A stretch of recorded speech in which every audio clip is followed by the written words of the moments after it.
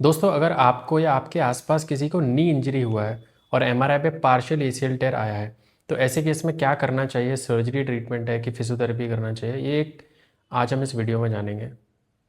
तो दोस्तों, ACL partial टेयर का मतलब होता है आपका एसीएल 50% या उससे कम फटा हुआ है।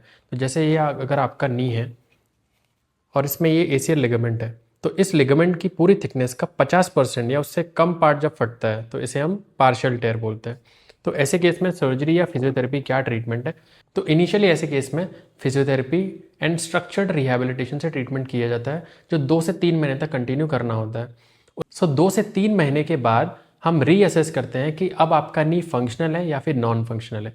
फंक्शनल का मतलब होता है कि जब आप डेली एक्टिविटीज़ करते हैं, स्पोर्ट्स खेलते हैं, तो आपको लचक महसूस नहीं हो रही है एंड आपको नी स्टेबल फील होता है।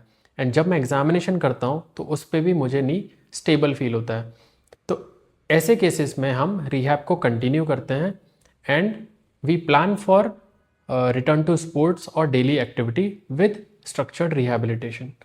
जबकि दूसरे केस में जिसमें एसीएल नॉन फंक्शनल है, उसमें आपको स्पोर्ट्स खेलने पे, डेली एक्टिविटी करने पे लचक महसूस होती है, घुटना अनस्टेबल फील होता है एंड एग्जामिनेशन करने पे भी नी अनस्टेबल लगता है। ऐसे केसेस में surgery is the only option. अब पार्शियल टेयर में सर्जरी के भी 2 टाइप के ऑप्शंस होते हैं। एक होता है एसीएल ऑगमेंटेशन सर्जरी एंड दूसरा होता है नॉर्मल कंप्लीट एसीएल रिकंस्ट्रक्शन।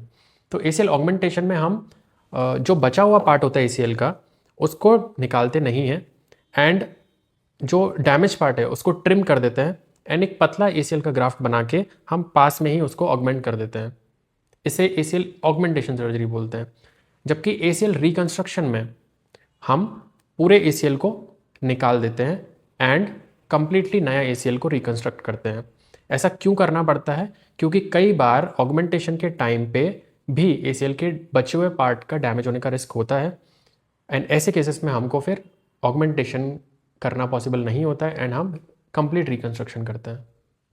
तो दोनों ही सर्जरी के रिजल्ट्स रिसर्च के हिसाब से ऑलमोस्ट इक्वल एंड अच्छे हैं। कुछ रिसर्च में ऐसा पाया गया है कि एसीएल ऑगमेंटेशन के रिजल्ट्स थोड़े से बेटर हैं, इसमें फास्टर रिकवरी होती है एंड इसमें नी में प्रोप्रियोसेप्शन या बैलेंस थोड़ा बेटर फील होता है, क्योंकि इसमें हम एसीएल के कुछ फाइबर्स को छोड़ देते हैं। अगर आप इंटरेस्टेड हैं और इसके बारे में और जानना चाहते हैं, पढ़ना चाहते हैं, तो मैंने इस वीडियो के डिस्क्रिप्शन में इस रिसर्च का लिंक डाल दिया है। Thank you.